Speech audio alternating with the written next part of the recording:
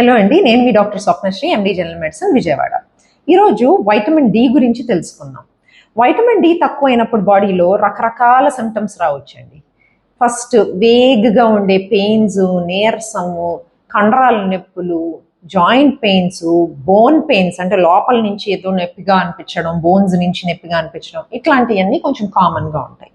So ఇట్లాంటివి కాకుండా mood swings, hair fall, అది కాకుండా ఇమ్యూనిటీ తగ్గడం, రిపీటెడ్గా ఇన్ఫెక్షన్స్ రావడం, ఎలర్జీస్ కూడా రావచ్చు. ఇవన్నీ ఎందుకు వస్తాయి అంటే ఇమ్యూనిటీ బ్యాలెన్స్ తప్పుతుంది. అంటే బి సెల్స్, టీ సెల్స్ అని ఉంటాయి.